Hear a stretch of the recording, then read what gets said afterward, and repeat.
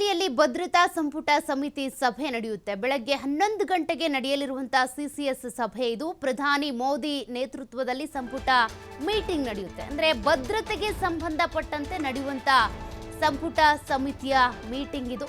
ಇವತ್ತು ನವದೆಹಲಿಯಲ್ಲಿ 11 ಗಂಟೆಗೆ ಮೀಟಿಂಗ್ ಶುರುವಾಗುತ್ತೆ.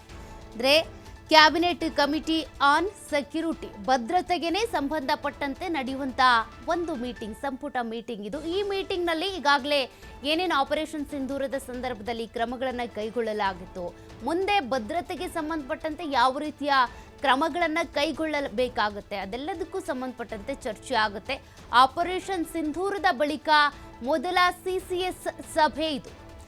ಭದ್ರತೆಯ ಮೇಲೆ ನಡೀತಾ ಇರುವಂತಹ ಸಂಪುಟ ಸಮಿತಿ ಸಭೆ ಇದು. ಹಾಗಾಗಿ ಏನೇನು ಚರ್ಚೆಗಳಾಗಬಹುದು ಅನ್ನುವಂಥ ಒಂದು ಕುತೂಹಲ ಇದ್ದೇ ಇದೆ. ಆಪರೇಷನ್ ಸಿಂಧೂರದ ಸಂದರ್ಭದಲ್ಲಿ ಯಾವ ರೀತಿಯಾಗಿ ಕೆಲಸ ಮಾಡಿದ್ರು, ಹೇಗೆ ಆಪರೇಟ್ ಆಯಿತು, ಅದು ಎಕ್ಸಿಕ್ಯೂಟ್ ಮಾಡಿದ್ದು ಹೇಗೆ ಅಂತ, ಅದರ ನಂತರದಲ್ಲಿ ಆದಂಥ ಬೆಳವಣಿಗೆಗಳೇನು, ಪಾಕಿಸ್ತಾನದ ಉಗ್ರರಿರ್ಬೋದು, ಪಾಕಿಸ್ತಾನದ ಮಿಲಿಟರಿ ಯಾವ ರೀತಿಯಾಗಿ ಭಾರತದ 4 ವಾಯುನೆಲೆಗಳ ಮೇಲೆ ದಾಳಿಯನ್ನು ನಡೆಸಿದ್ರು, ಅದರಿಂದ ಸಣ್ಣ ಪುಟ್ಟ ಪ್ರಮಾಣದ ನಷ್ಟಗಳು ಕೂಡ ಆಗಿದೆ.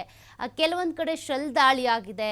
ಮತ್ತು ಈಗ ಭದ್ರತೆಗೆ ಸಂಬಂಧಪಟ್ಟಂತೆ ನೋಡೋದಾದರೆ ಎಲ್ಲೆಲ್ಲಿ ಎಷ್ಟೆಷ್ಟು ಭದ್ರತೆ ಇದೆ, ಫೋರ್ಸ್ ಹೇಗಿದೆ, ಮತ್ತು ಎಲ್ಲಿ ಭದ್ರತೆ ವಹಿಸಬೇಕಾಗುತ್ತೆ, ಪಾಕಿಸ್ತಾನ ಇದೇ ರೀತಿಯಾಗಿ ಈ ದಾಳಿಗಳನ್ನು ಕಂಟಿನ್ಯೂ ಮಾಡೋದಾದರೆ, ಪದೇ ಪದೇ ಅಟ್ಯಾಕ್ ಮಾಡೋದೇ ಆದರೆ ಅದಕ್ಕೆ ಸಂಬಂಧಪಟ್ಟಂತೆ ಯಾವ ರೀತಿ ನಿರ್ಧಾರವನ್ನು ತೆಗೆದುಕೊಳ್ಬೇಕಾಗುತ್ತೆ, ಇದೆಲ್ಲದಕ್ಕೂ ಸಂಬಂಧಪಟ್ಟಂತೆ ಇವತ್ತು ರಕ್ಷಣಾ, ಗೃಹ ಹಾಗೂ ವಿದೇಶಾಂಗ ಮತ್ತು ಗುಪ್ತಚರ ಸಂಸ್ಥೆಗಳ ಪ್ರಮುಖ ಸಚಿವರು ಹಾಗೂ ಉನ್ನತ ಅಧಿಕಾರಿಗಳು ಈ ಸಭೆಯಲ್ಲಿ ಇರ್ತಾರೆ, ಭಾಗಿಯಾಗ್ತಾರೆ.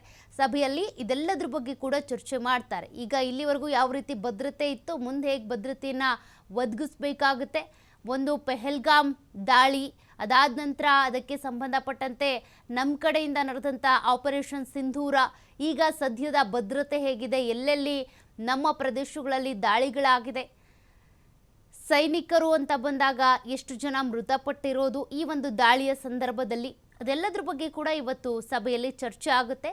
ಒಂದಷ್ಟು ನಿರ್ಧಾರಗಳನ್ನು ತೆಗೆದುಕೊಳ್ಬಹುದು ಅನ್ನುವಂಥ ನಿರೀಕ್ಷೆ ಕೂಡ ಇದೆ.